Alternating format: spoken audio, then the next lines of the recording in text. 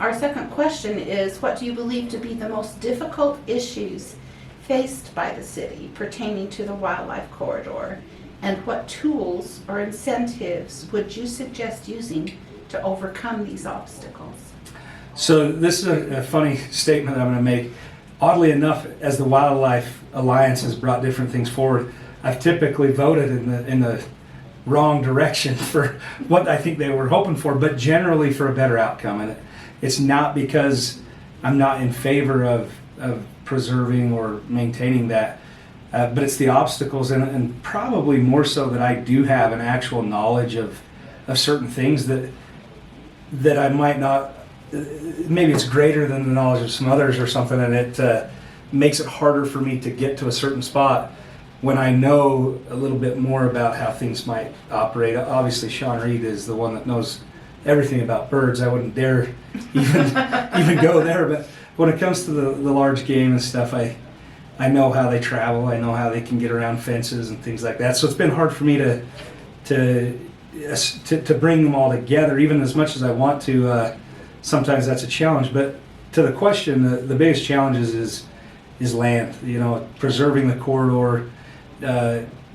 It's mostly private property where we're at, and obtaining those easements and things like that are very difficult. And getting landowners, they have rights, and they deserve those rights. And so it's something that we have to work out. And I put forth a great effort to make sure that we've been able to work with those landowners and make it worth their while to preserve, and also the washes, which is the best thing that we have in our favor as a city, to try to preserve those washes because they're not getting built on anyhow. And anyhow, the biggest challenge is obviously the land. It's obtaining the land. But again, that's one of those things when we were talking about the crossing where we crossed Pony Express. There's a development coming in for a specific instance, and I told them a lot of the council members weren't willing to give up some of the other ground in order to make that crossing work.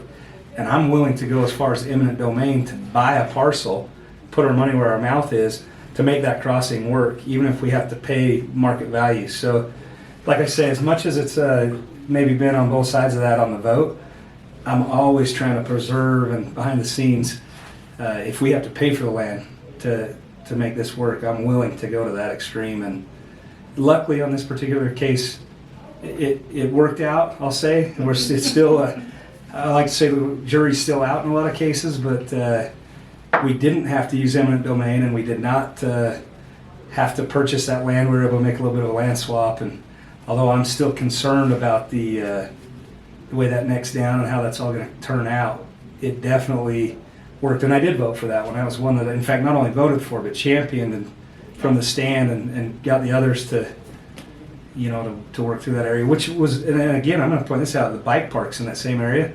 So we have the Wildlife Corridor and the Wildlife Alliance that wants one thing, and the bike people that want another, and the landowner that wants something totally different, and trying to navigate through all that. At the end of the day, I feel like the council did their best to get kind of a win-win-win for everybody. And although it's not perfect, those are some of the challenges that we definitely battle. And it's shown that I've been willing to do whatever it takes to make sure we don't lose what we've already got, because we do have a good start. And I want that to keep going. And we do have a good start.